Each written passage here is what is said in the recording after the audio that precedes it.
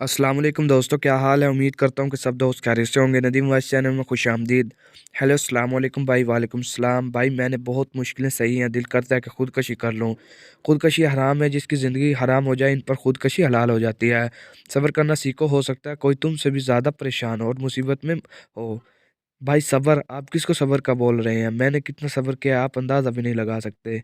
बाप से ज़्यादा उम्र के शख्स के साथ बिस्तर पर सोना सब्र नहीं तो क्या है। काम पर जाते हुए भी मुझे चाट कर जाता है और वापस भी आता है तो चाटता है। ये सब्र नहीं तो क्या है। मैं चुपचाप इसकी बातें सुनता रहा। मेरे पास अल्फाज नहीं थे। आप सोच रहे होंगे कि चाटता कैसे है, ये क्या बात कर दी मैंने।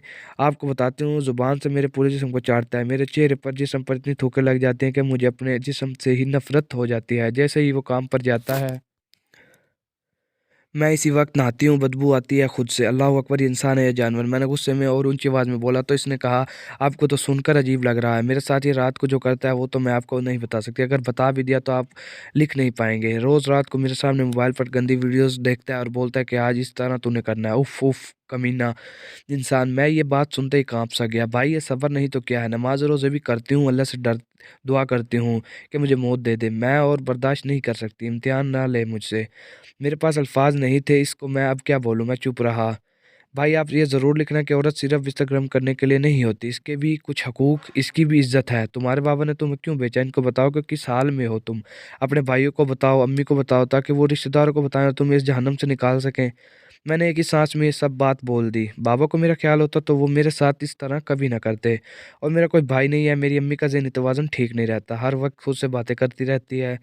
रिश्तेदारों तो घर ही नहीं आते क्योंकि बाबा चरसी हैं। हर वक्त लोफर लफंगे घर में आकर बैठे होते थे, तो रिश्तेदारों ने हमसे ताल्लुक तोड़ दिया। तुम्हारे बाबा ने तुम्हें क्यों बेचा और किसको बेचा? बाबा के साथ अक्सर घर आता था, इसका नाम खालिद है। यह भी चरसी है और जुआ खेलता है। इसने बाबा को 16 लाख दिए और कहा कि अपनी बेटी मुझे दे दो, तो बाबा ने मुझे इसके हवाले कर दिया। मैं रोई, चीखी चिल्लाई, कोई रिश्तेदार पड़ोसी मदद को ना आया और ये बंदा मुझे अपने साथ घर ले गया। खालिद के घर में बहन भाई या वालिद वालदा तो होंगे, इनको बताओ, शायद वो खालिद को समझाएं। खालिद को घर वालों ने 8 साल पहले घर से निकाल दिया था क्योंकि इसकी आदत बहुत ख़राब थी और 8 साल से ये भी इनको नहीं मिला। अच्छा, मैंने एक लंबा सांस लिया और चुप हो गया। आपसे जो मैंने बातें की हैं वो सब लिखेंगे ना? हाँ ज़रूर लिखूंगा, ताकि मेरी तहरीर पढ़कर शायद कोई खालिद जैसा अपने होश संभाल ले और तुम्हारे बाबा जैसा इंसान बन जाए। भाई जब खालिद ने निकाह किया तो हर रोज़ मेरे साथ हम बेइज्जती करता था, मुझसे चला नहीं जाता था। रोती थी लेकिन ज़बरदस्ती करता था। रोज़ रात को वीडियोस देखता और कहता कि आज ये तरीका करना है और कोई ना कोई गोलियां खाता रहता है। कहता है रात को तुझे मैं अपनी मर्दानगी दिखाऊंगा। लानत तेरी मर्दानगी पर खालिद। तुम इसको छोड़कर रिश्तेदारों के पास चले जाओ, इनको तो पता है कि तुम्हारे बाबा गलत हैं, तुम तो नहीं। और खालिद मोबाइल से मना नहीं करता तुम्हें।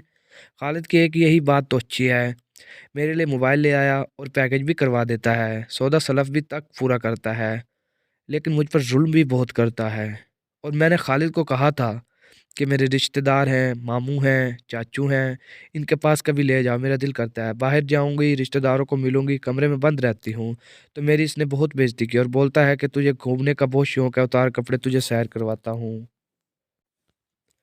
कमीने को ज़हर क्यों नहीं देती तुम? बस अल्लाह पाक से यही सवाल करती हूँ कि कब मुझ पर रहम करेगा, कब इम्तिहान ख़त्म होंगे। भाई अब खालिद के आने का वक्त भी हो रहा है और आपको अल्लाह मियाँ की कसम कभी भी मुझे कॉल मैसेज नहीं करना, वरना मुझ पर बहुत गंदे इल्ज़ाम लगाएगा।